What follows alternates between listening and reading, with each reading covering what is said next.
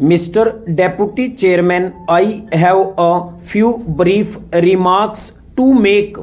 If I may say so, I think in this honorable house, when we discuss such a matter as this, it would be better and in the fitness of things if we discuss it in terms of principles instead of introducing names of individuals, how many rupees, who gets, or the names of individual firms.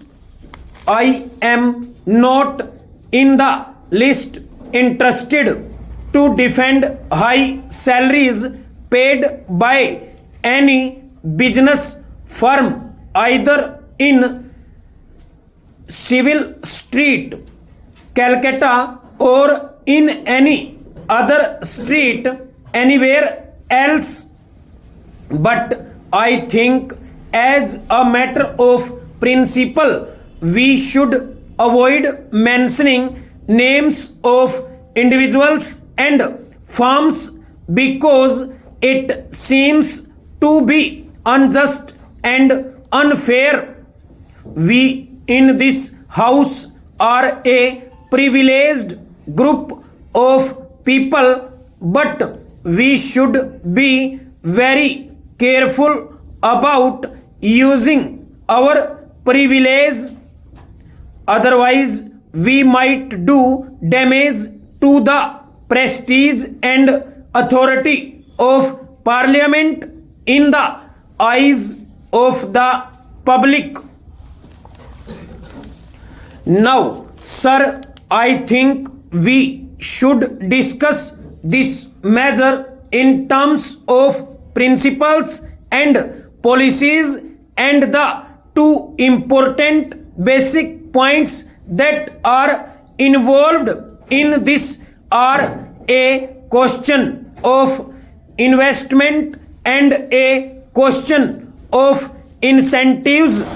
We have decided to bring about what we call a socialist society in this country, and a socialist society does not mean that we should engage ourselves in working out a just distribution of poverty.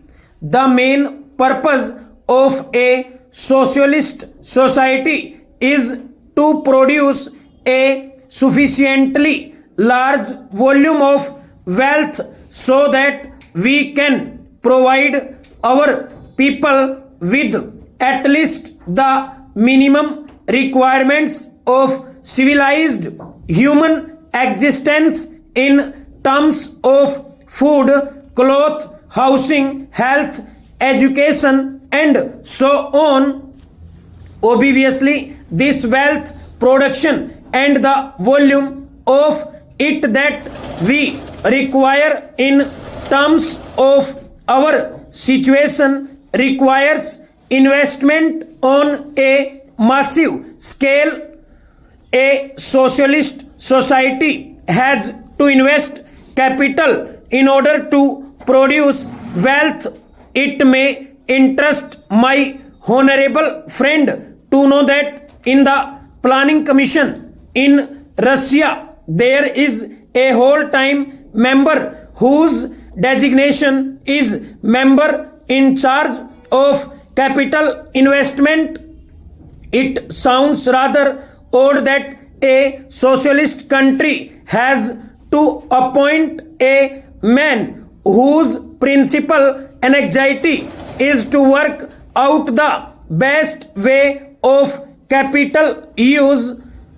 Now, sir, in any kind of society such as ours, it is possible to work out the amount of savings that the society can possibly make in terms of its own situation and the amount of investment